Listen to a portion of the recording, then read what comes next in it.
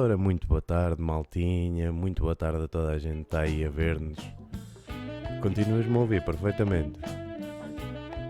Impecável, é o que é preciso. Ora, maltinha, hoje tenho aí o Pedro, um grande amigo meu de longa data. Já nos conhecemos há uns aninhos grandes. Mais uma das ligações que o basquetebol me trouxe. E esta ligação veio do mini basket, né? É pá, o que é que tens aí a fazer barulho? Tens aí qualquer coisa a fazer barulho? Yeah. É o vento, pois hoje está mau tempo. Isto sobra-nos aí este dia de inverno na primavera. Está tudo bem. Sim senhora, olha Pedro, é um prazer enorme ter-te aqui. Desde já agradecer-te o facto de teres aceito logo assim à partida o meu convite, até porque foi feito o convite ontem à noite e do nada, nem estava à espera que aceitasses logo. E com esta disponibilidade para ser já hoje e tão cedo, e desde já fico muito contente, mesmo muito contente com o teres aceito. Como te disse, já tinha pensado que tu seres convidado, não neste formato em que temos de estar à distância, como é óbvio, é sempre um prazer estar contigo, mas deixo também já o convite para depois, quando esta maluqueira acabar, voltámos a fazer e bebemos um copozinho, claro. Maltinha, está aí a chegar, muito obrigado pela vossa presença, Ganda Cósmica, obrigado pelo teu apoio, seja bem-vindo. Começamos aí então com o Pedro. O Pedro tem uma história engraçada. Talvez seja a única pessoa que eu conheço que é afincadamente vegetariano, não é? E defensor exímio, porque eu vejo várias publicações tuas sempre a defender o vegetarianismo, não é? Diz-me, como é que está a ser essa experiência? Tu não és vegetariano de sempre, não é? Há quanto tempo é que optaste por isso? Qual é as principais diferenças? O que é que tu sentes? Diz-me.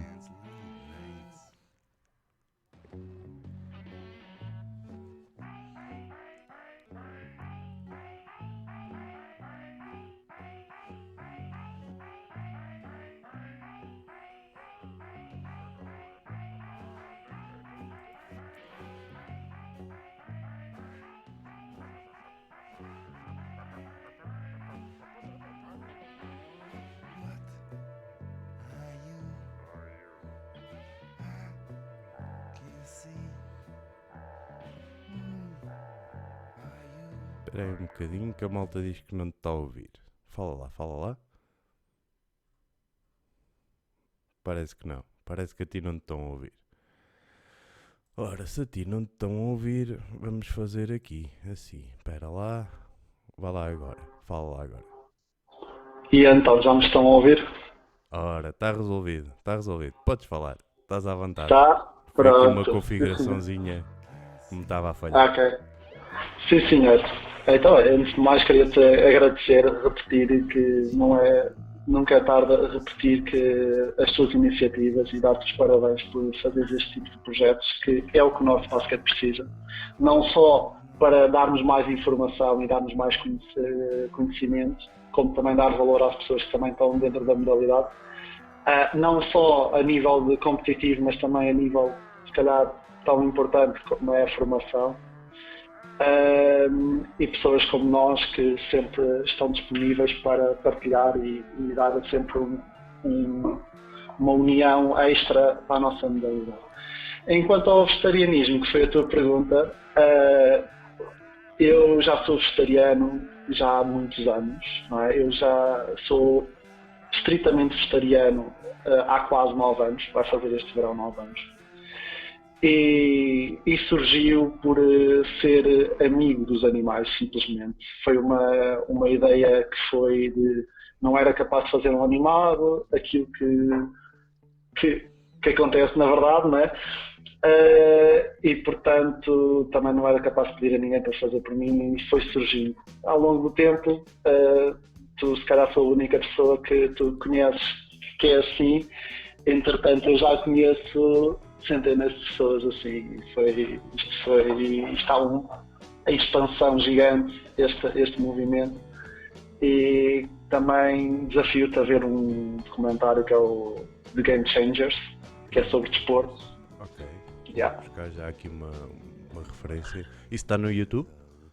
É, Okay. Ele também foi um dos produtores, é o Chris Paul, e que estão lá alguns que tu conheces do desporto que são veganos, como o Novak Djokovic, o Lewis Hamilton da Fórmula 1, e por exemplo tens 3 jogadores nos Brooklyn Nets que são vegan, inteiramente vegan. Tens uma equipa de futebol americano que já tem 14 vegans de que vai aos playoffs, portanto é um movimento que é tanto para a saúde como para o ambiente, como obviamente para os animais, é um movimento que está a crescer. Então, e diz-me lá, em termos de... Porque para a comum pessoa, não é?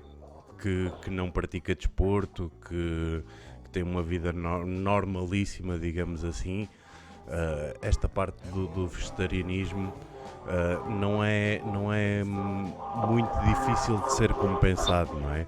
Ou seja, onde é que tu vais buscar as fontes de proteína, onde é que tu consegues completar essas lacunas, porque a verdade é que para ser vegetariano tem que saber compensar as faltas que o nosso corpo tem, não é? Na verdade, acho que todas as pessoas, a partir do momento em que escolhem uma dieta, seja ela qual for, têm que saber nutrir, têm que saber onde vão buscar os seus macronutrientes e os seus micronutrientes, não é? A proteína é assim, tal como os elefantes, os rinocerontes e esses animais gigantes que são os mais fortes da natureza, são herbívoros, não é? E acabam por ir buscar à fonte vegetal. Nós também, apesar de nós sermos considerados animais omnívoros, tem muito a ver com o facto também nós temos o leite materno, essas coisas todas, que é uma fonte nutricional quando nós somos bebés, mas ao longo do tempo nós cada vez menos já não precisamos de o leite materno, não é? E passamos a precisar simplesmente nutrir o nosso corpo. E há a proteína vegetal, que é, respondendo à tua pergunta, que tens os tofus, todos os alimentos têm proteína, digamos assim. Todos os legumes, as lentilhas, que é uma fonte muito grande de proteína, feijão. Depois tens muitos, através das algas, do trigo, das leguminosas, da soja especificamente, tu encontras uma grande variedade de proteínas no mercado. Ok, mas hoje felizmente já é mais fácil esse acesso aos produtos como as algas. Há uns tempos atrás não era tão fácil, mas para um atleta em si ainda mais importante essa compensação, não é? Como é que tu fazes um planeamento para um atleta que seja vegan? Claro, um atleta vegan tem as mesmas preocupações a nível de macronutrientes. Ele tem que saber onde é que vai buscar esses nutrientes. Tanto os hidratos de carbono, como as gorduras, não é? Como as proteínas. Não é? E nós sabemos que, por exemplo, alguém que está a ganhar massa muscular vai precisar de consumir mais proteína, não é? Então vai ter que aumentar as suas doses de tofu, de leguminosas e quanto mais profissional, mais contável, mais a gente tem que saber onde é que vai buscar. Por exemplo, posso dizer que por caloria a maioria dos alimentos tem mais proteína que a carne, por caloria. Nós sabemos também que, por exemplo, temos alimentos, por exemplo, a manteiga de amendoim, que se pode tomar perfeitamente ao pequeno almoço, 30, em cada 100 gramas são 30 são de proteína, que é mais que se calhar com um bife de frango, seja o que for, não é? E nós simplesmente precisamos ter um plano alimentar equilibrado, com maior subcarga para um atleta, obviamente a nível proteico, e dependendo dos objetivos, né? E do tipo de modalidade que é, né? Porque há modalidades que dá jeito também a ter uma boa massa gorda, há modalidades que é passar o menos massa gorda possível. O básico é um intermédio, que precisamos de bastantes hidratos de carbono por causa que é um desgaste energético grande, e precisamos daquela porcentagem de proteína que diria que é aqueles 30, 40% da nossa alimentação deve ser à volta da proteína. Sim. Ok. Sim senhora, malta, já sabem, aí um defensor do vegetarianismo. E tu és 100% vegan. Não há leites, não há ovos. Exatamente. Na verdade, a nível da nomenclatura, eu sou vegano. Vegano é um estilo de vida, não é uma dieta. O vegetarianismo, sim, é uma dieta. E eu sou vegetariano estrito, digamos assim, sou vegetariano à séria, que é aquele vegetariano que não consome nenhum produto de origem animal. Pronto. Os outros, há uma gíria que nós arranjámos, que é os ovo-lacto-vegetarianos, que é aqueles que comem ovos e derivados de leite e essas coisas todas, que não tem mal nenhum, simplesmente se precisarem de alguma coisa para fazerem a transição porque o querem fazer, podem falar comigo. Isto é engraçado porque juntamos aqui duas pessoas e eu não sou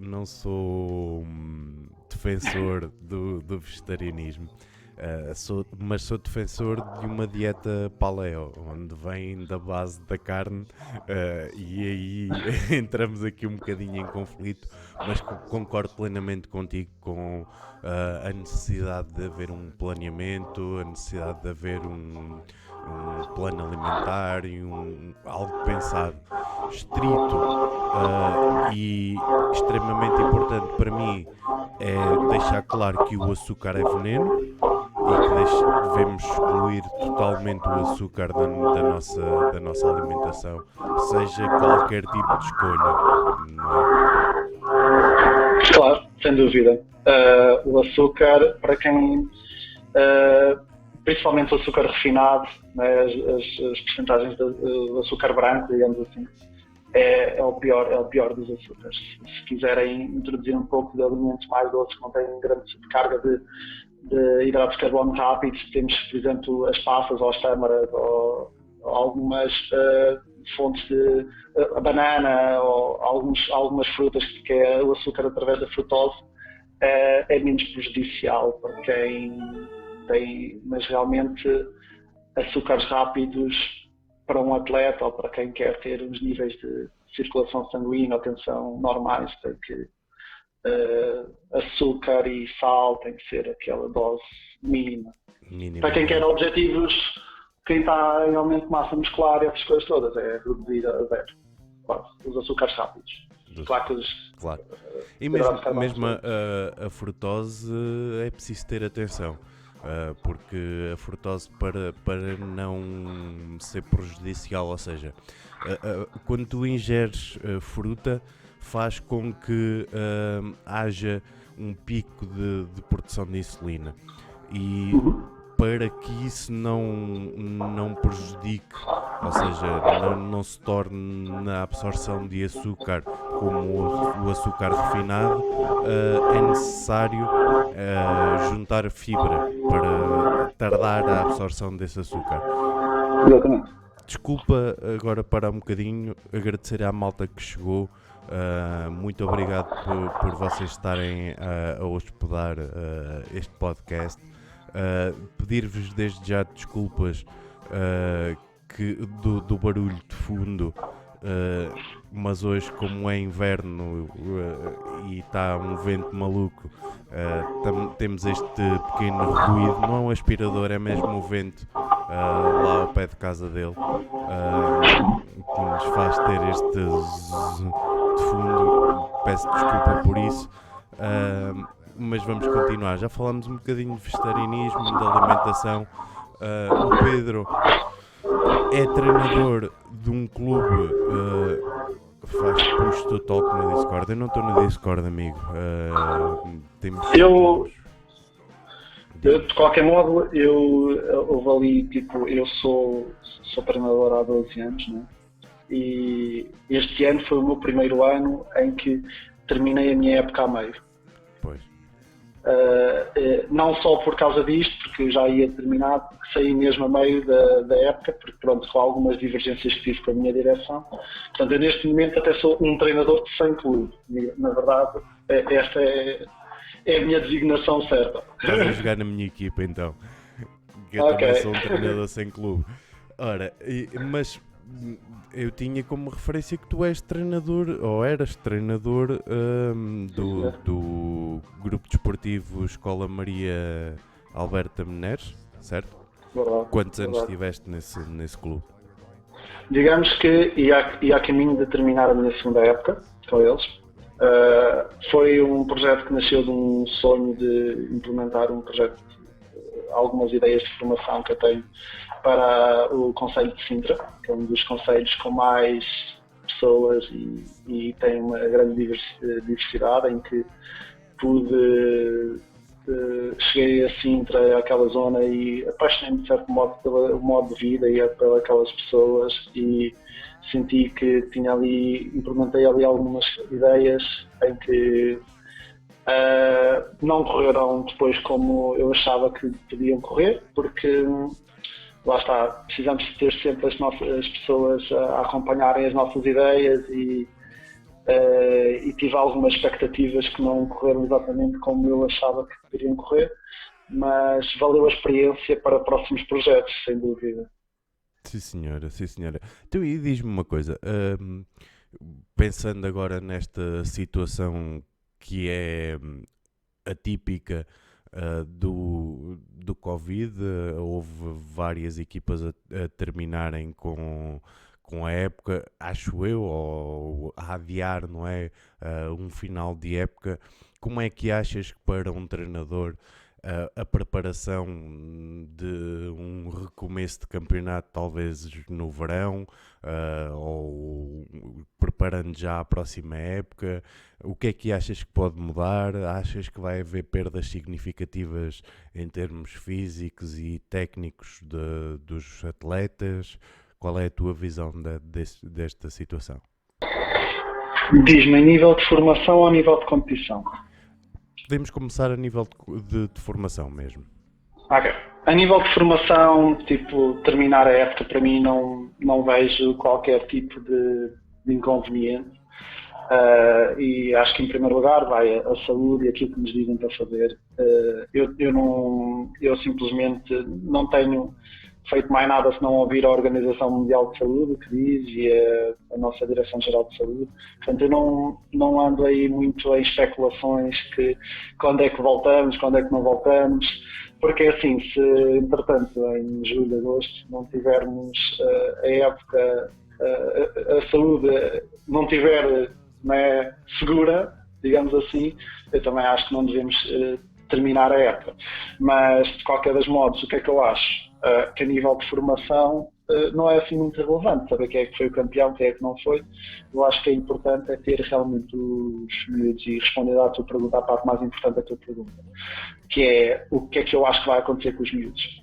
Eu acho que vai depender muito da nossa influência como treinadores.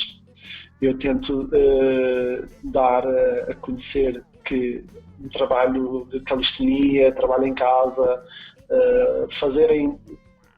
iniciarem alguns hábitos que talvez em termos de escola fosse um pouco mais difícil de implementar, né? Porque muitos miúdos acordam e vão para a escola e quase tomam um pequeno almoço a correr, muitos deles, e os hábitos de família às vezes não são complicados, não são muito fáceis, porque neste caso o que acho que devem fazer é acordar e começar pelo mais importante, que é o corpo, sentirem-se bem, fazerem um trabalho de casa, digamos assim, fazer umas flexões, uns agachamentos, um plano específico consoante os objetivos de cada um, dependendo também da idade.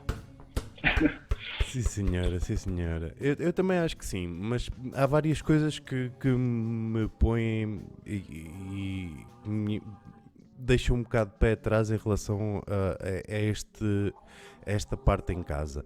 Ou seja, antes de mais, antes de colocar a pergunta, agradecer ao Chubby, muito obrigado pelo apoio. És enorme, amigo. Desde já agradeço. Nuno Pereira e Pedro, sejam bem-vindos. O que eu estava a querer dizer era basicamente isto. Ou seja, nem sempre a alimentação em casa é a mais correta e nem sempre nas casas, embora os nossos atletas tenham um princípio fincado de praticar desporto e de vontade para o fazer, nem sempre é o hábito em casa. Ou seja, como é que tu achas que o treinador poderá influenciar a criar esse mesmo hábito, estando em casa, estando afastado? Exato. É assim, em primeiro lugar, o que um treinador deve fazer é relembrar a razão pela qual os jogadores jogam basquete, os atletas jogam basquete, não é? Onde é que querem chegar, como o que querem ser, não é? A partir daí, eles, eu quero ser um atleta de alta competição, quero chegar à NBA, quero chegar à Liga, quero chegar em Espanha, seja o que for. Então é o seguinte, tu tens que ter uma carga de trabalho, tu tens que melhorar nesse aspecto, queres melhorar naquilo. O que é que podes fazer em casa? Porque assim, nós podemos baixar os braços e não fazer nada e queimar esse tempo. Mas acreditem que há muita gente que não está a queimar esse tempo. Há muita gente que está a aproveitá-lo. Está a pegar numa bola, está a chatear os vizinhos, está a treinar drible, está em casa, está a saltar. Ou seja, a execução técnica pode não ser a melhor, mas há maneiras de fazer trabalho por videocâmara. Há maneiras de fazer isto tudo juntos. Olha, vamos fazer estes objetivos, vamos fazer por desafios, às vezes numa fase inicial é uma coisa boa. E fazer um trabalho mais sério em relação a isso, em casa.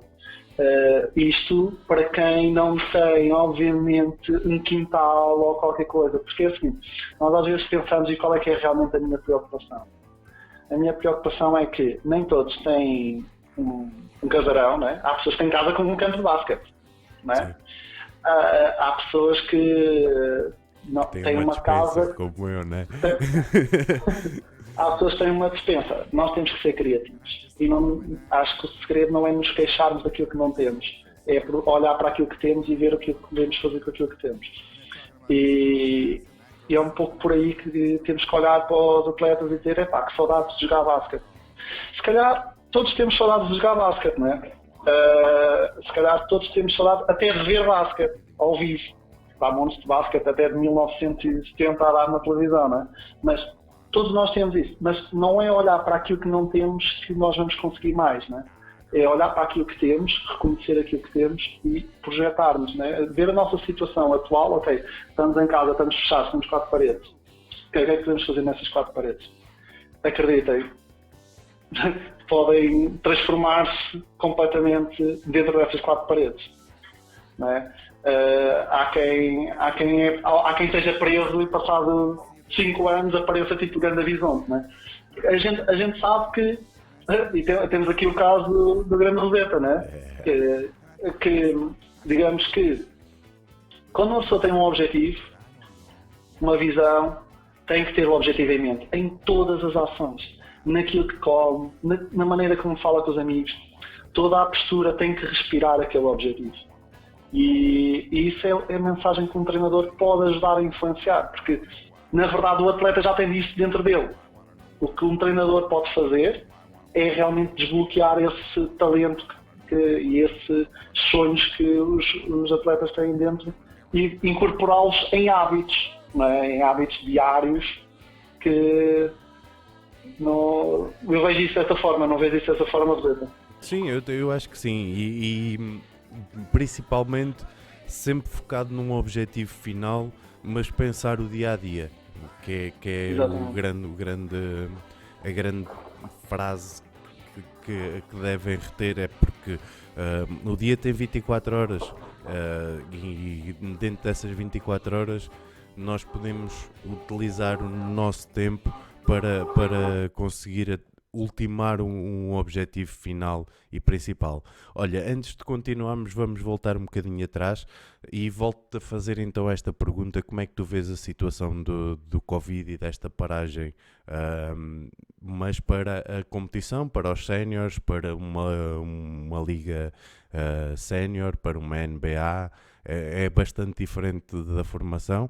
Nós sabemos que a formação, embora tenha objetivos e seja pensado época a época, mais tarde ou mais cedo a diferença não é muita, mas para uma competição mais séria faz grande diferença, não? Sim, porque há muito dinheiro envolvido, né? Se a gente pensar tipo, no dinheiro que investiram nos americanos, ou aqui em Portugal, ou na NBA, que tem orçamentos salariais superiores a 150 milhões e não acontecem essas coisas, não é? Estamos a falar de outros tipos de preocupações. De qualquer forma, há muitas pessoas, investidores por trás. Os problemas têm que ser ditos, não é? E tem que se arranjar soluções para esses problemas. Mas, acima de tudo, é não haver aquele stress de quem é que vai ser campeão ou quem é que não vai ser, não é? Sei que houve muito trabalho à volta disso. Claro que se houver possibilidade de se fazer um campeonato mais curto, com 2 ou 3 jogos por semana, acho que é uma boa solução. Agora, caso não haja essa possibilidade, nós não sabemos. Há muitas pessoas que dizem: em junho já está tudo bem, nós não sabemos. Nós não sabemos quando é que vai estar tudo bem, nós não sabemos nada, rigorosamente nada, né? Nós não sabemos o que é que vai acontecer. A partir do momento em que a gente vai tendo factos, podemos ter planos de contingência, né? Caso isto volte em julho, o que é que nós fazemos? Caso isto volte em agosto, o que é que nós fazemos? Acho que sim, para os adeptos, para o espetáculo. Eu já acho que os campeonatos deviam ser mais concentrados. Acho que devia haver mais jogos, e acho que mais jogos ao longo da semana. Não vejo inconveniente nenhum de haver jogos durante a semana. Normalmente o que eu diria era que as pessoas não especularem muito em relação a isso, mas sim tomarem um bocadinho, quem é atleta de alta competição e possa estar a ouvir-nos eventualmente, o conselho que eu dou é: seja o máximo profissional a melhorar-se a ele mesmo. Porque, na verdade, depois uma equipa vai ser um conjunto de individualidades, não é? E depois é o que calhar. É o que calhar. Se for para acabar a época, estarem preparados fisicamente, não é? Porque depois vão estar todos no mesmo pé de igualdade, não é? Isto, depois de jogarem em equipa, vão todos recomeçar ao mesmo tempo, não é? Não há de ser um desequilíbrio assim tão grande nesse sentido. Ok. Sim, senhor. Eu também acho que sim. Diz-me uma coisa, tu recentemente certificaste em coaching, o Sport Coaching. Qual é os princípios que advêm dessa formação? Qual é os fundamentos? Qual é o teu objetivo nessa área? Fala-me um bocadinho sobre isso. Certo. Uma certificação em coaching, na verdade, depois tem várias vertentes, não é? Na verdade é poder ajudar as pessoas a atingirem as suas metas. Não é? Uma metodologia em que posso fazer através de sessões, utilizando realmente do presente para o futuro, não é? Uma pessoa ter um objetivo, nós sermos capazes de ajudá-lo a atingir esse objetivo, a acompanhá-lo, digamos assim, não é ajudá-lo, porque na verdade no coaching, no mundo do coaching, o grande interveniente é a pessoa, não é? Não é o profissional, é sim o cliente. E também, utilizando um pouco na vertente desportiva, passando aqui um pouco para a vertente desportiva, há muitas ferramentas que o coaching oferece que permite os atletas atingirem mais rapidamente os seus objetivos e até poderem definir até às vezes melhor os seus objetivos, porque muitas das vezes começa por aí. A definição da sua meta, não é? Eu quero chegar aqui, e depois como, não é? E fazer uma espécie de um acompanhamento periódico em que, na verdade, nós queremos que as pessoas sejam felizes e a felicidade tem muito a ver com atingir metas. Está muito relacionado com nós termos as expectativas bem, uma noção da realidade, das nossas situações atuais e aquilo que nós queremos atingir, e atingi-las é a soma de um esforço e de uma conexão emocional que nós temos, não é? E digamos que nós, ao atingirmos esses objetivos, essas metas, nós podemos realmente ser mais felizes. E é um pouco o que é que eu, como coaching, qual é que foi o meu objetivo? Foi introduzir um pouco também em várias áreas da minha vida, porque há muita gente que me consulta não só como basquete, mas também como no veganismo, há muita gente que quer coisas, né? E às vezes não sabe como atingir. E na verdade o que o coaching faz é dar o devido protagonismo à pessoa que quer atingir e realmente vermos juntos soluções e o que é que nós podemos fazer para atingir os nossos objetivos. Foi um pouco por aí que muito baseado no estudo das neurociências, de perceber o que é que funciona aqui no nosso cérebro, né? Nós temos um cérebro complexo, né? Há pessoas que são, a gente sabe, né? A nível comportamental somos todos bastante diferentes, e acho que nós temos que ver no desporto, especificamente o atleta, pela sua individualidade, né? Se o atleta não é muito influente, não é muito falador, não é muito mas pode ser muito organizado, pode ser muito outras coisas, não é? Às vezes é o perfil comportamental do atleta é só um comportamento, digamos assim, porque o que está por trás disso tem ideias e valores, que isso é o que é realmente importante. Ok, também acho que sim, mas ligando ao basquetebol torna-se um pouco mais difícil individualizar o treino, não é?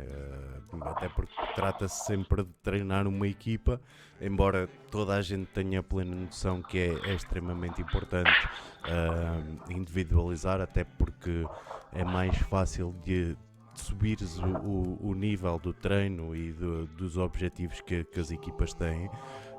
Mas no entanto é sempre mais complicada esta ligação, não é? Como é que tu fazes este paralelismo entre o coaching e o basquetebol? Na verdade, o coaching é realmente uma mais-valia para os meus métodos de trabalho, e posso eventualmente utilizar metodologias de coaching com sessões ou sem sessões. Portanto, no treino coletivo, é o treino coletivo, né? O treino coletivo a gente sabe que tem que fazer um treino consoante o nível da nossa equipa e para aqueles objetivos que nós queremos, para os ciclos que nós queremos. Há um planeamento certo para isso. No entanto, eu acredito bastante, principalmente a nível de formação, no treino individualizado. E introduzir é possível, sei que é possível para quem tem infraestruturas para isso. E que para quem não tem infraestruturas para isso é como nós estamos cá em casa. Nós temos que arranjar. Nós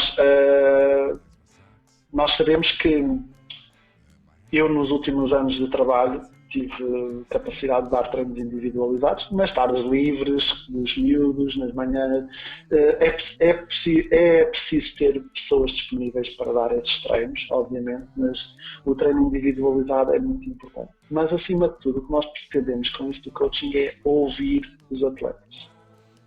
É perceber o que é que eles querem, o que é que eles desejam, quais são os seus problemas, os seus obstáculos e, acima de tudo, o que é que eles estão dispostos a fazer, não é? E eles próprios, ao falar connosco, se nós estivermos atentos, olharmos bem para a postura corporal deles, para os olhos deles, nós conseguimos perceber como é que eles são, não é? Nós temos muito mais linguagem não verbal do que verbal, não é? Nós só apenas comunicamos 20% com a voz. O resto é com o nosso corpo e com os nossos gestos e com o nosso olhar. E é importante percebermos isso, e temos várias sessões, várias conversas às vezes até com os atletas. Eu lembro-me perfeitamente quando comecei a ser treinador no Benfica. Eu lembro-me perfeitamente que nós tínhamos um coordenador, que era o Goran, e ele contabilizava o número de reuniões que tinha com os atletas e com os treinadores. E chegava a ter, no final do ano, pode parecer pouco, mas não é, 25, 30 conversas com cada jogador. Que é bastantes conversas. Pois é, realmente. E conversas de sentar e vamos lá falar, eu estou cá para te ouvir. E na verdade é isso que nós precisamos. Em vez de sermos nós a passarmos sempre a mensagem, porque obviamente nós, a nível de treino, tornamos logo diretamente mais diretivos, mais assertivos, apontamos. Eu, por exemplo, sou uma pessoa que nem conversa, nunca aponto, nunca me via apontar numa conversa, para nada. Sou mais envolvente, mas nós num treino transformamos, porque nós queremos as coisas. Então, apontamos, queremos as coisas mais assertivas. E às vezes não é só esse tipo de conversas que nós queremos com os nossos, esse tipo de contacto que nós queremos com os nossos colegas, com os nossos atletas, nesse caso. E às vezes com os nossos adjuntos, às vezes com os nossos diretores, às vezes com os pais dos atletas, né? Porque em momento de treino eu falo exatamente igual para os pais dos atletas, né? Se o pai do atleta está a entrar, não fica é para lá para fora, né? Mas se estiver fora do treino, já vou falar com outro tipo de linguagem, com outro tipo de postura, não é? E eu acho que é fundamental nós termos outro tipo de encontros com os nossos atletas, a não ser, sem ser aqueles de treino, momentos de treino. Sim, olha, e no seguimento do que acabaste de dizer, diz-me que trabalho é que um treinador pode ter, não só em termos de treino, mas um trabalho transversal à equipa, qual é a abordagem mais correta a fazer com os pais, com as direções, com toda a envolvente que no basquete nem sempre é visto da melhor forma. Eu lembro-me perfeitamente de ouvir alguém dizer: os pais estão aqui para pagar e para bater palmas, e a verdade é que não é só isso. Há muito mais coisas que nós podemos fazer com os pais, não é? Sem dúvida. É assim, eu acho que um clube é tão forte como o valor dos seus treinadores e da sua comunidade envolvente, né? Porque é assim, na minha opinião, nós somos treinadores de basquete de formação, é um serviço à comunidade, ponto. Nós estamos a servir à comunidade, estamos a ajudar jovens e pais, né, a educar os seus filhos de outra forma. Digamos, é uma vertente da educação. A gente, e tal, os pais é que educam, não fica. Não, as escolas educam, os treinadores educam, os amigos educam. Portanto, a educação está espalhada por um conjunto de setores na vida. E nós, como treinadores. Que os clubes hoje em dia, para além das escolas, têm um papel muito, muito mais importante na educação, até que os próprios pais, porque os pais muitas das vezes nem tempo têm para as crianças. Há uma preocupação grande em fazer dinheiro e em gerar economia, em pôr comida na mesa, e muitas das vezes essa parte educacional que nós nas nossas gerações tínhamos com os avós, não é? Os avós tinham sempre um papel mais ativo. Hoje em dia esse papel foi passado para as equipas e para os treinadores e para as escolas e para os próprios colegas. Eu lembro-me perfeitamente dos meus pais terem sempre uma enorme preocupação em saber com que amigos é que eu andava, não é? Isso... Claro. Diz-me com quem andas, dir-te é quem és. Exatamente. Mas eu acho que é fundamental nós darmos aquele senso de comunidade aos nossos atletas. Ou seja, eles apoiarem todos os escalões, masculino, feminino, até féminin, o que houver no seu clube, e envolver o máximo a comunidade, convidar os pais, os filhos, tornar aquilo um espetáculo, um convívio, fazerem jantares de natais, jantar ali, passeio ali, piquenique ali, jogo fora, em que os pais vão todos, e é um acréscimo, uma atividade de fim de semana.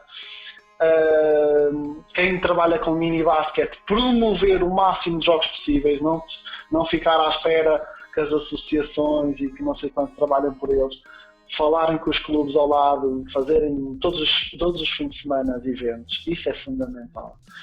Fazer eventos internos, convidarem lá para o seu pavilhão uma data de equipas, terem uma data de iniciativas, porque isso é o que fica. Isso é o que fica para os miúdos, é o que fica para os pais, e é essa a envolvência. Nós, às vezes, realmente, como tu estavas a dizer e bem, nós vemos os miúdos, não é, quando somos treinadores deles, a trabalharem sobre efeitos de stress, a trabalharem sobre efeitos sociais, coisa que os pais em casa não veem, não é? Portanto, nós temos um conhecimento grande e podemos ser realmente aquele triângulo que nós vemos, os pais, treinadores, atletas.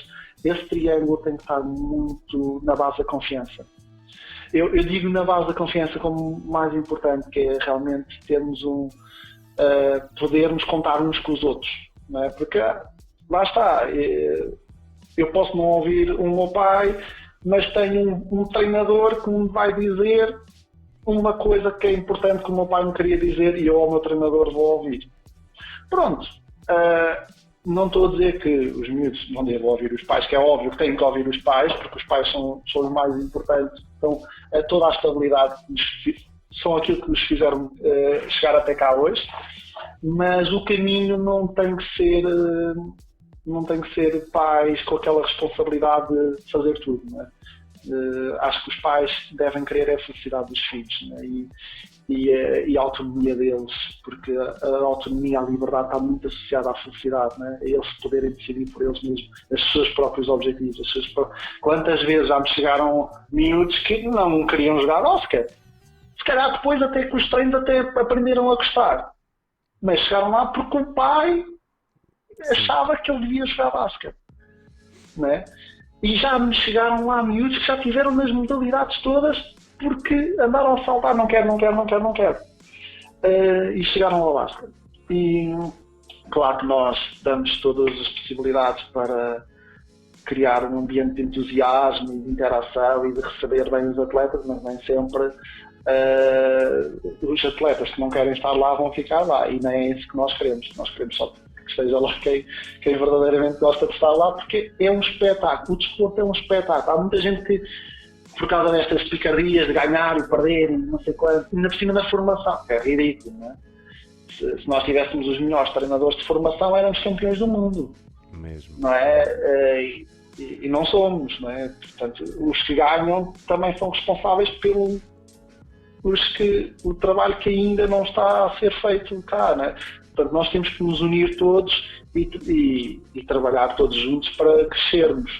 Daí a importância de iniciativas como a tua, e é importante então, responder à tua pergunta, funcionar em comunidade, então promover o máximo de eventos possíveis, ter um bom marketing hoje em dia, não é? Nós sabemos que trabalhar com os Instagrams, trabalhar com essas redes sociais é tudo fundamental, tanto para levarem os miúdos a estarem mais envolvidos e a gostarem mais de estar lá, como os pais também terem toda a informação necessária também para verem como podem apoiar, como podem colaborar. E lá está, nada daquilo que estávamos a falar que era errado, que é o pai paga e o filho está lá a bater palmas, não. Nós estamos lá e se pudermos ajudar a que isto seja maior, vamos ajudar, não é? E dar tudo aquilo que nós acreditamos. Eu, se gosto do restaurante aqui na minha rua, eu vou suportá-lo. Não vou só lá almoçar porque tenho fome. Eu vou almoçar lá e se calhar até num dia em que me apeteça só beber uma cerveja, vou lá beber uma cerveja.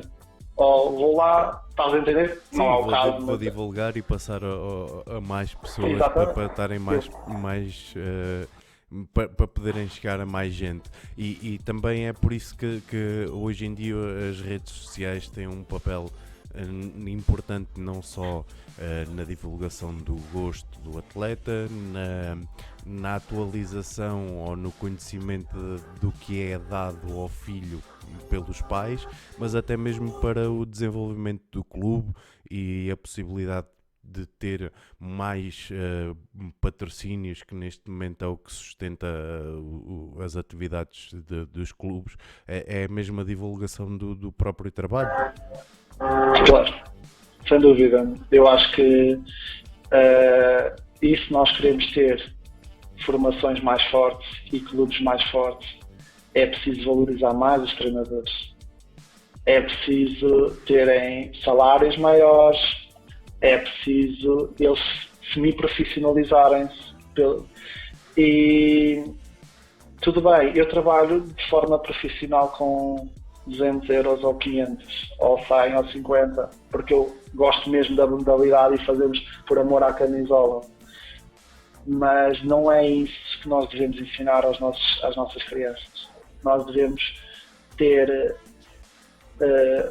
dar o devido valor àquilo que realmente é importante. E nós podíamos já estar com o nosso basquete muito mais forte se houvesse mais pessoas a focarem-se no desenvolvimento dos clubes e das escolas, né? Porque um treinador quer ser treinador e se tiver tempo, né? Porque depois há o treinador que não tem tempo. Há o treinador que tem tempo e o treinador que não tem tempo. Se o treinador tem tempo, tem que ir às escolas. Tem que ir às escolas. Seja treinador sénior, seja treinador de base, tem que ir às escolas, porque ir buscar crianças. Porque depois, quantos treinadores de séniores é que eu vejo a queixarem-se? Aí os nossos miúdos que saem da formação são muito fracos e não sei quantos, não têm fundamentos. Eles vão às escolas, eles ajudam. Eu acho que nós devemos sim queixar-nos quando é preciso queixar-nos, quando nós damos tudo, tudo e as coisas, e não tivermos ali alguma coisa, e sim, quando nós não fazemos por nada, né? Queixar-nos parece um ato um bocado leviano, um bocado ligeiro, não é? Sim. E diz-me uma coisa, agora ainda bem que falaste nas escolas, achas que o desporto escolar poderá ter um papel importante nisto, até porque infelizmente o desporto escolar em Portugal é um bocado o abandono e uma lógica de vamos colocar aqui só para fazerem alguma coisa. Achas que essa parte seria o princípio para encaminharmos o apoio dos clubes, o apoio da formação dos desportos em si, não só do basquetebol, mas dos desportos em geral? Acho que sim, se a gente quiser mesmo investir no desporto escolar, tínhamos de pôr treinadores de basquete no desporto escolar, né? A ensinar basquete, se quisermos evoluir a modalidade, temos que ter treinadores qualificados para estar dentro da modalidade e dar o devido valor a eles, né? Porque eu não consigo ser bom em basquete, natação e ténis como treinador, não dá, quer dizer, posso só fazer isso da vida, mas é uma questão que é extremamente importante. Eu olho muito para os Estados Unidos, sou daqueles treinadores que absorvem muito o sistema deles e olho porque eles são os melhores individualmente. E eles trabalham muito bem a nível individual e eu acho que tem a ver com o trabalho que é feito nas escolas, porque eles têm bons treinadores, têm uma boa cultura por trás disso e nós temos que trabalhar nesse sentido, sem dúvida, porque assim, o miúdo quando já está na escola e pratica basquete na escola é muito mais acessível, e ter alguém que tenha uma influência até sobre si no processo escolar com os outros professores, é tudo uma proximidade muito maior, portanto eu sou completamente a favor do desporto escolar. E ainda mais, eu até eliminava o conceito de clube se tudo o que pudéssemos transformar de clube pudéssemos encaixar na escola. Não num sentido de tornar curricular, mas de tornar extracurricular com acesso ao exterior, ou seja, podia haver miúdos de outras escolas a participar ali, mas temos ali um conceito de clube bem estruturado nos alicerces e no financiamento da escola. Porque eu acho que, sim, é muito importante tornar as coisas, o nosso desporto e a nossa modalidade de basquete mais escolar, para podermos ter mais condições, melhores ligações. Porque eu já faço isso e é uma dificuldade, que é poder falar com o diretor de turma, poder falar com alguns miúdos que andam na psicóloga, poder falar, de repente, a gente tem os telefones, não é? Mas nada como o face-to-face, não é? Nada como envolver a comunidade. dizer assim, olha, há uma Final Four, convidar ali ou um jogo importante, convidar ali a diretora e a psicóloga, olha, venham lá, vamos coisas, não sei quantos, ainda oferecemos aqui um lanchinho a vocês. E aí aproximar mais as coisas. Eu acho que sim, sem dúvida alguma, eu sou muito a favor do trabalho a partir das escolas. Concordo, mas não neste formato, como é óbvio.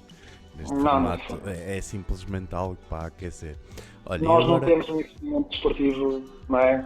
Sim, ainda mais quando é mesmo estranho esta situação, porque se há sítio onde há uma possibilidade de ter uma verba, é mesmo nas escolas e no Estado, não é? É muito mais fácil do que um privado conseguir gerir verbas e ter que procurar patrocínios para desenvolver uma atividade.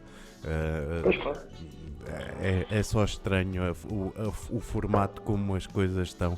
Acho que o desporto escolar em si está estagnado há muitos anos, que é simplesmente o colocar alguém ali.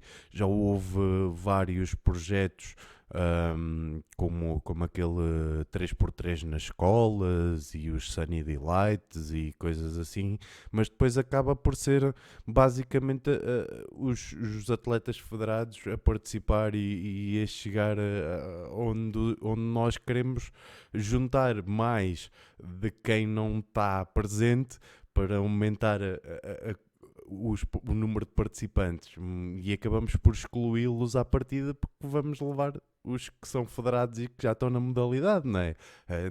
Entramos aqui numa grande contradição e que as pessoas simplesmente parecem não querer saber.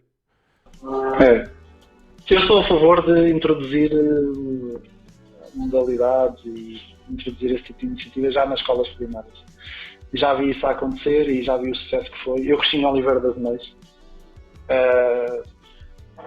Fiz a minha carreira como jogador de formação na Oliveirense, também joguei depois na Oliveirense. E havia basquete na escola, ou seja, os alunos do terceiro e no quarto ano, e originou hoje a sustentabilidade de atletas que existem em Oliveira das Meias, e a cultura basquetebolista cresceu de uma forma incrível, porque hoje aquelas crianças que eram no meu tempo, né, hoje são fãs de basquete, porque tiveram bons treinadores de basquete nas suas escolas. Sim, eu também acho que sim. Olha, eu agora vou-te fazer aqui uma pergunta / provocação. Ok. Diz-me uma coisa. Tu, para quem não sabe, que a malta que está a ver não sabe, mas eu sei, o teu pai foi atleta profissional durante muitos anos, foi também treinador de clubes como o Benfica, não é? Como é que é para um filho acartar este peso, não é? De ter uma referência do basquetebol em Portugal em casa? É muito bom, porque é bom ter alguém com quem a gente possa falar de basquete, e para mim sempre foi mais fácil a prática da modalidade, tendo em conta que há alguém que percebe de desporto e alguém que percebe da importância do desporto. Portanto, acabei por ter muito mais liberdade para desenvolver desporto e praticar desporto, e realmente acabou por também ser uma inspiração para mim em algumas coisas, ver jogos, né?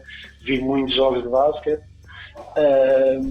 e vi como é que se funcionava as coisas, vi treinos de basquete, estive por perto de alguns jogadores na altura, e isso para mim foi uma mais-valia, digamos assim, que foi acabei por poder estar mais dentro da modalidade e hoje poder dar um contributo se calhar maior à modalidade, sem dúvida. Sim, senhora. E já agora perguntar-te como é que está o teu pai, já há muito tempo que não o vejo também. E se ele vai continuar a trabalhar com o basquetebol, se já está numa fase de deixar para os mais novos, deixar apenas para o aconselhamento? Não, eu acho que trabalhar no basquetebol, acho que todas as pessoas que foram importantes para a modalidade deviam hoje estar a trabalhar dentro da modalidade e serem valorizados. porque alguém não só o meu pai, mas outras pessoas como o meu pai são mais-valias, são pessoas que têm um conhecimento vasto da modalidade e dicas muito importantes para o desenvolvimento dela, e muitos deles nem sequer estão a ser, digamos, usados, ou não estão sequer a ser utilizados para bom proveito da nossa modalidade. E isso é algo que realmente devemos sugerir, e cada vez mais às federações para terem, e aos clubes para realmente terem mais atenção a isso, porque realmente tem tantas mais-valias na sua história que realmente não as utilizar é só um desperdício gigante. Um desperdício mesmo. Então, mas sim, diz-me. Ele acaba sempre por estar interessado em colaborar, em trazer novas iniciativas para o nosso basquete, e mais se calhar neste momento mais num aspecto mais administrativo, não é? Não tanto no terreno, mas há muita coisa espetacular para se fazer para ajudar a nossa modalidade. Mesmo. Tal como o que estás a fazer. Olha, fica já aqui a nota. Será também um dos convidados. Vou ter que o chatear também para conversar um bocadinho comigo. Diz-me uma coisa, e dentro desta lógica de o papel dos treinadores em termos formais e informais, o papel de todos os intervenientes da modalidade, os que já passaram e os que estão neste momento mais presentes, que soluções é que tu achas que são necessárias ter para o futuro da modalidade? É assim, essa é uma pergunta-chave. Eu acho que o futuro da modalidade está em todos os intervenientes saberem o que é realmente necessário, que é investirem num projeto, num plano estratégico, digamos assim. Tem que haver um plano estratégico 2020-2025, não é? Digamos assim, que eu sei que a Federação tem ideias para as suas seleções, isso, mas tem que haver uma ideia para a modalidade em si. A modalidade é muito mais que as seleções. E tem que haver qual é que é o objetivo de aumentar o número de atletas, qual é que é o objetivo do número de atletas, número de treinadores formados com nível 2, nível 3, qual é que é o objetivo tem que haver objetivos, tem que haver algo bem estruturado. E depois é assim, se nós queremos mais atletas e com mais qualidade, a gente tem que ter mais treinadores e mais pessoas nas escolas a promover o basquete. Eu digo, se aparecer numa escola, que já não sou jogador há uma data de anos, e gosto imenso da modalidade e faço ali uns truquezinhos com a bola, tenho sempre pelo menos 5 ou 6 minutos no dia seguinte a treinar em basquete. E com mais capacidade que eu conheço N pessoas. Basta arranjarmos um rapaz de 2 metros e tal e ir lá mandar uns afundantes. Já ganhou. Esse já ganhou. E eu acho que é fundamental. E depois termos uma boa infraestrutura, bem estruturada, para além de ser uma grande fonte de rendimento para os clubes e para, vamos lá, por exemplo, em Sintra ou em zonas Odivelas, Louros, seja o que for aí pelo mundo fora, zonas com mais concentração de estratos sociais, mais do povo e isso tudo, é bom terem as pessoas dentro do desporto, envolvidas no desporto. E há muitas razões para poderem patrocinar iniciativas dessas com qualidade. E sabemos bem que até aos 8 anos, basquete é brincar. Sim. É brincar. Eu adoro brincar. E há adultos que não gostam de brincar. Há adultos que já deixaram de brincar. Mas conheço muitos adultos que adoram brincar. Principalmente brincar com crianças, que é o futuro da nossa modalidade, do nosso país, seja do que for.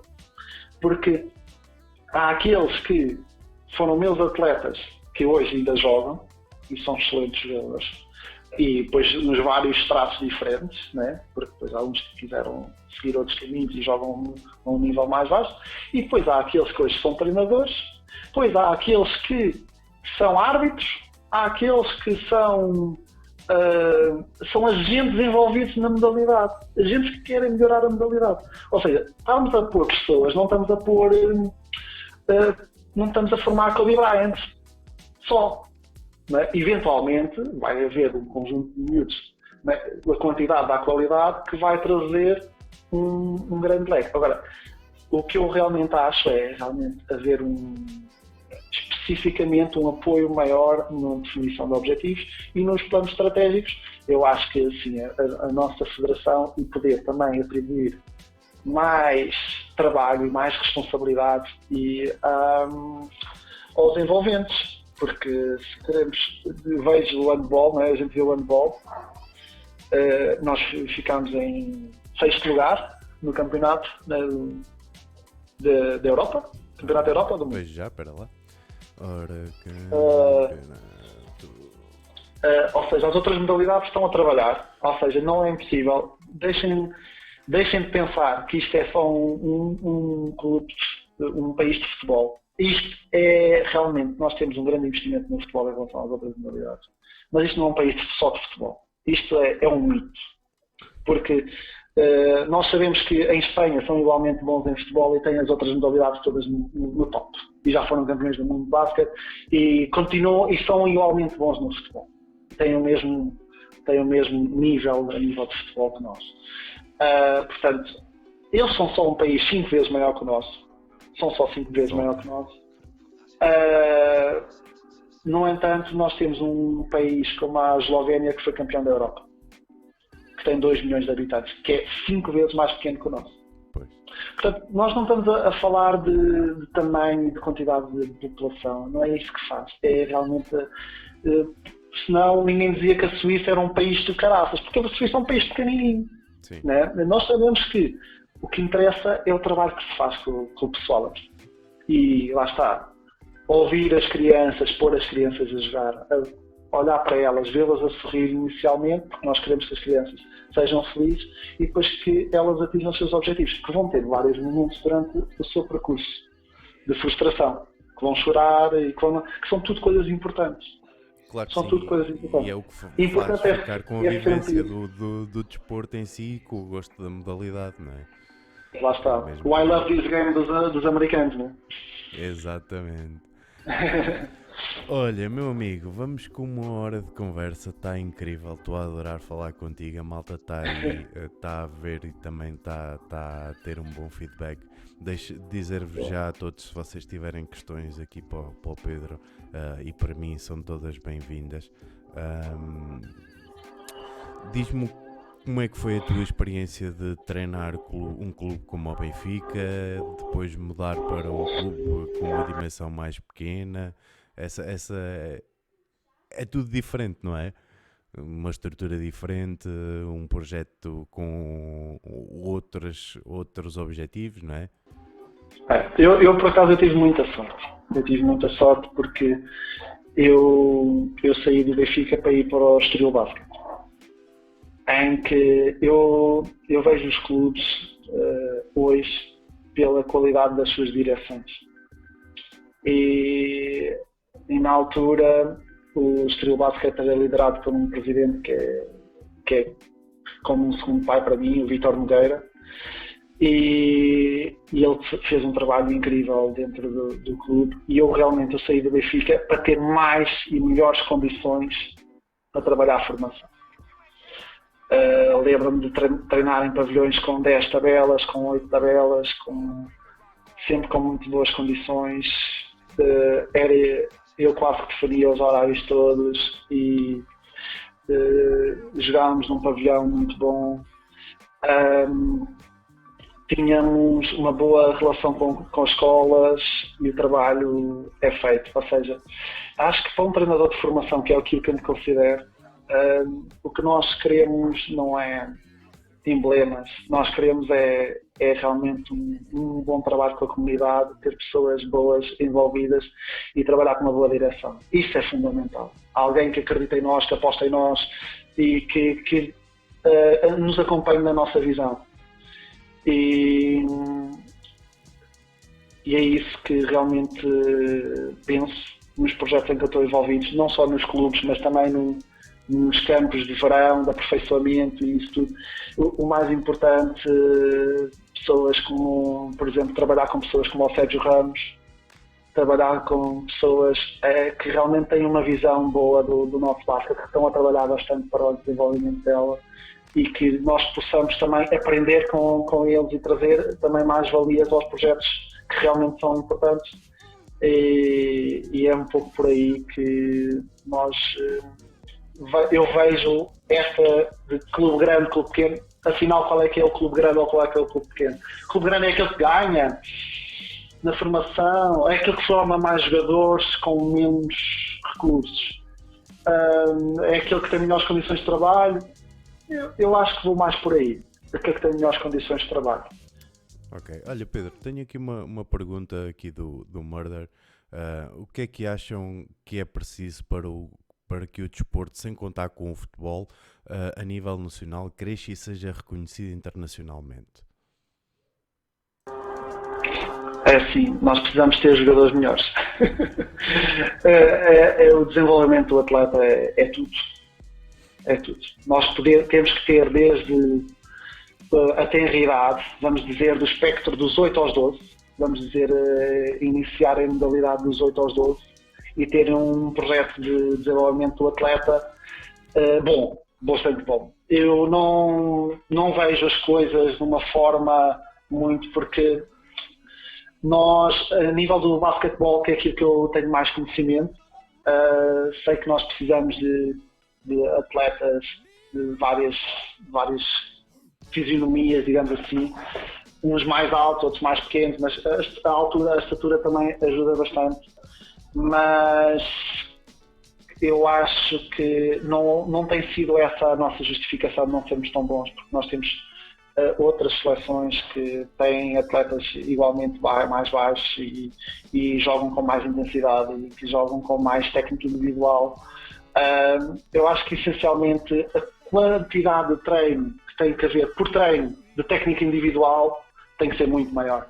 Tem que haver mais treinadores interessados em técnica individual, tem que haver mais treinadores interessados no desenvolvimento físico e enquadrado com a técnica individual, porque quanto melhores nós somos fisicamente, melhor conseguimos executar a técnica e com mais velocidade de jogo, introduzir mais conceitos de 1 contra 1. Nós temos que ter atletas com melhor qualidade a fazer 1 contra 1.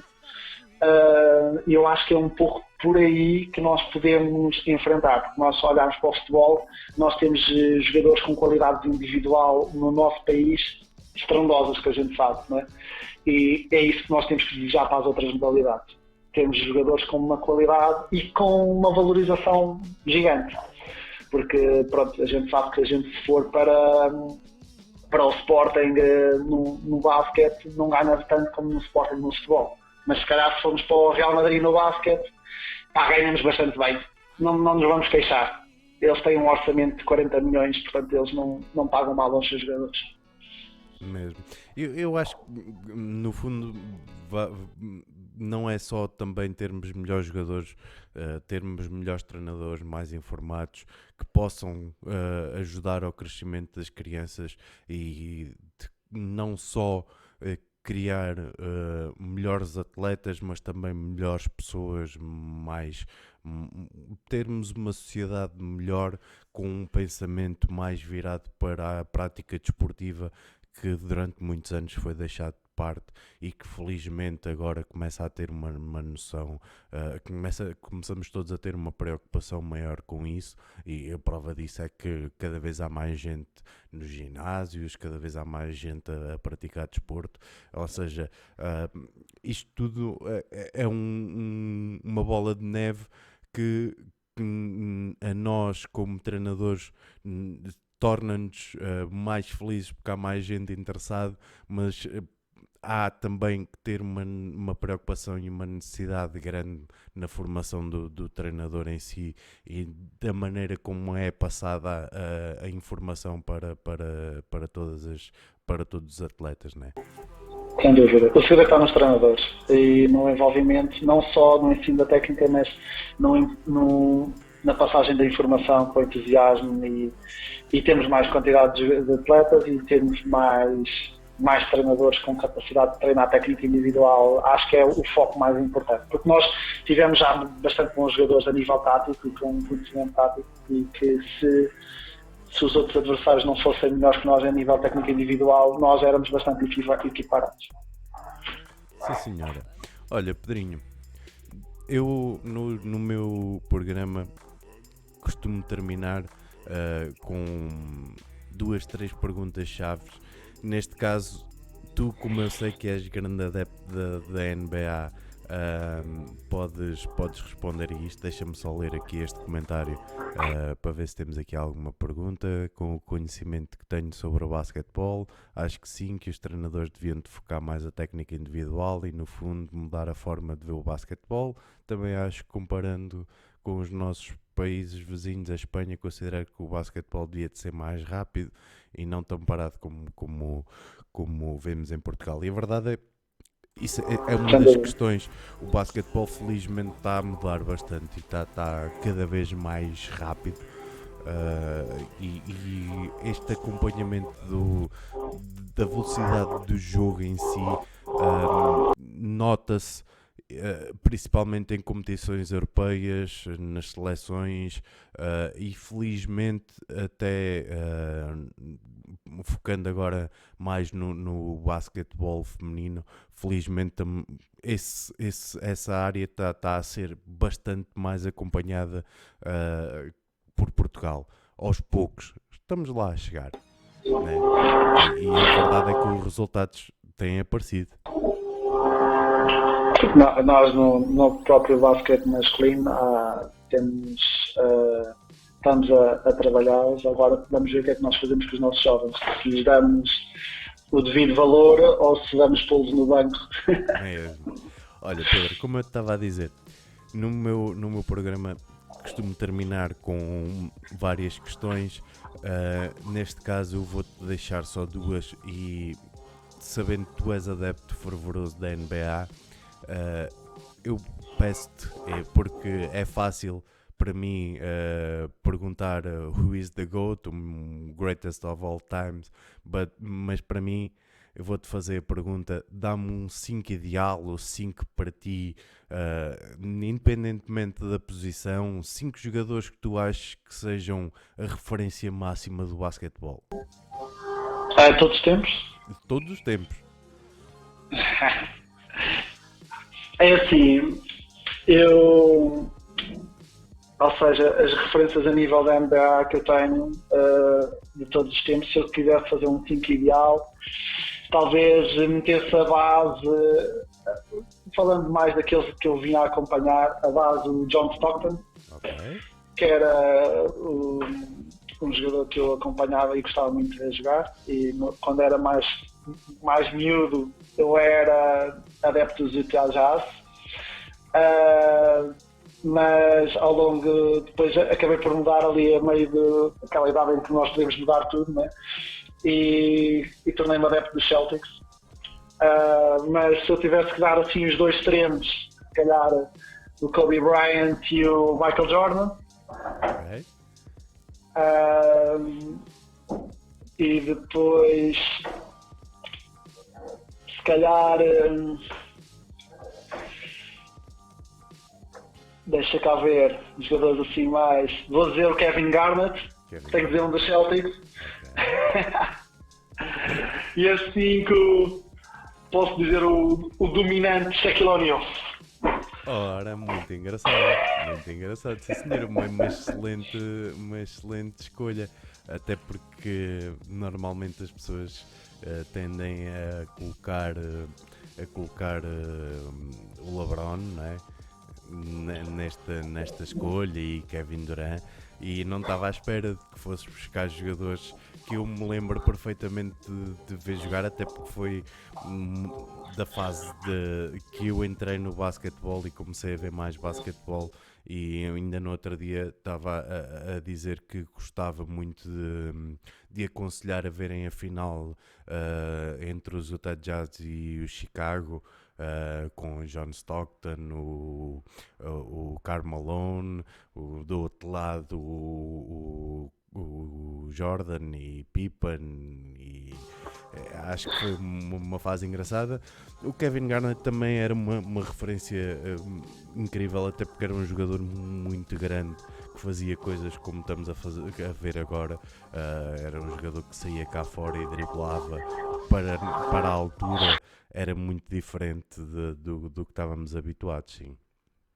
Muito contente com esta escolha. E é um jogador com resiliência. Era aquele jogador que não era fácil jogar contra ele. É verdade, sim senhora. Olha, Defende e ataque. então para terminarmos, agora um 5 diferente, que é o que eu chamo o 5 de quarentena. Vou-te pedir para, como a malta tem mais tempo para estar em casa, para me dares um filme, uma série, um livro, um álbum ou uma banda e um prato para a malta experimentar agora nesta altura de quarentena para utilizar aí nos tempos. Pergunta difícil, é? Não, vamos a isso. Diz-me então por ordem. Qual é que tu queres um filme. Um filme? Sim, o meu filme favorito é o Into the Wild. Into the Wild, boa. Into the Wild, gosto muito e tem uma excelente banda sonora. E se quiserem um de basquete, pode ser o Coach Carter. Ok, claro, a referência máxima dos filmes de basquetebol. Sim senhora, Into the Wild e Coach Carter. Vou mostrar aqui um bocadinho do trailer do Into the Wild. Vale a pena. Um grande filme. Nossa senhora. Ora, e uma série? Olha, uma série. Acho que vou dar uma antiga e uma recente. Até porque, assim, uma série, se calhar, do Breaking Bad. Ok, boa série. Dou essa série. Uma recente. Gosto. Não quero ser clichê de La Casa de Papel. Exato. Talvez tenha gostado de uma que era o Sex Education. Ok, boa. É uma série britânica interessante. Boa, sim senhora. Um livro. Ora bem. Um livro. Eu, como sou uma pessoa muito da área do coaching, eu vou dar um livro de desenvolvimento pessoal, que é o do Stephen Covey, 7 hábitos para pessoas altamente eficazes. Que dá os 7 hábitos que as pessoas têm, se completarem esses 7 hábitos, são pessoas de sucesso garantido. Okay. Que tem muito a ver com a proatividade, o objetivo em mente, há aqueles hábitos que a gente tem que ninguém vê, que não são privados, depois temos aqueles hábitos que as pessoas veem, né? E às vezes o nosso sucesso tem muito a ver com aquilo que nós fazemos off the record e não tanto mas também com algumas coisas que nós fazemos também em público. Sim senhora, e não é caro. Uma boa sugestão que fica aí para a malta que não gosta de ler. Parece-me ser um livro que não é de difícil leitura. Sim senhora. Um álbum, uma banda, um músico que tu tenhas aí de referência ou que gostes de ouvir? Eu sou muito multifacetado. Eu ouço desde música, um rock soft, um metal mais pesado. Portanto, não sei, vinham aí os festivais de verão todos, não é? Para a gente curtir o nosso som.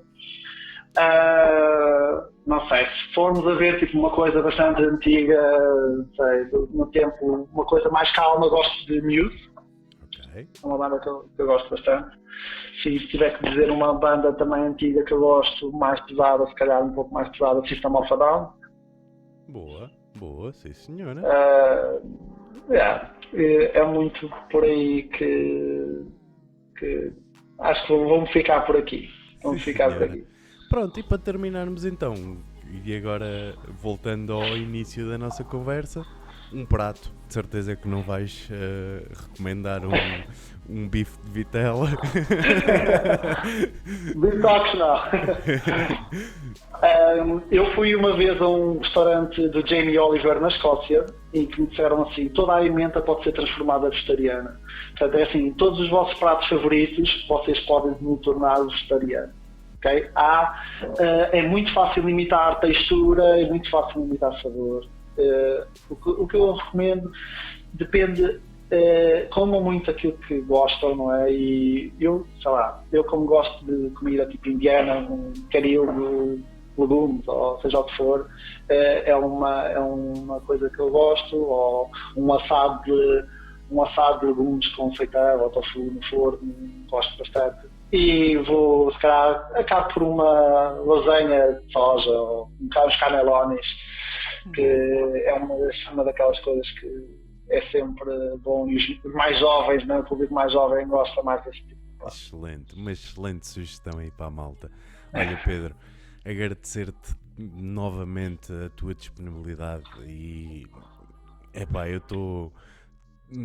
É assim, para mim não é novidade porque eu conheço-te já há muitos anos e sei que tu és um excelente conversador, e agradecer-te toda esta tua disponibilidade e esta vontade que tu tens e que mostras a toda a gente. Dizer-te que vamos ter que repetir, como é óbvio, e terá que ser pessoalmente. Olha, um grande abraço para ti. Até uma Obrigado. próxima e lava bem as mãozinhas, mantém-te saudável. Claro, isto é assim. Não se esqueçam dos polegares. Não é? É mesmo, um prazer enorme ter falado contigo e ter e sempre que precisarmos de partilhar mais ideias, estamos cá. E também poder partilhar com outras pessoas que gostem de nós, né? Porque tens aqui um fã. Impecável. Fã sou eu, fã sou eu. Tu estás-me quase a virar para o vegetarianismo, mas só de vez em quando. Faça um prato para ti. Olha, pronto, está combinado, está combinado. Bom, maltinha, não se vão embora. Vou passar aqui os créditos. Dizer-vos a todos que foi um prazer ter-vos aí desse lado.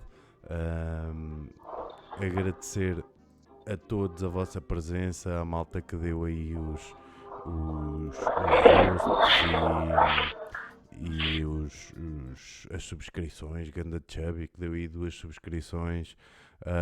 Epá, vocês são incansáveis pelo vosso apoio. Muito obrigado a todos mesmo, do fundo do coração.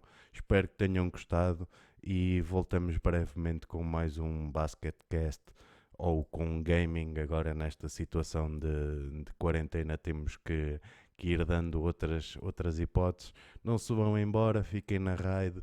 Hoje temos aí um grande amigo meu a fazer a sua livezinha. Ele faz RP de GTA e vamos lá todos dar-lhe um olá e um grande abraço.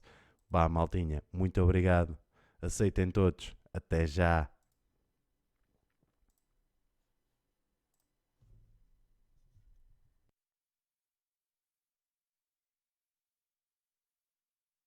Bora todos, não sejam malandros, vá lá todos, que é toda a gente a juntar-se aí, vá, até já.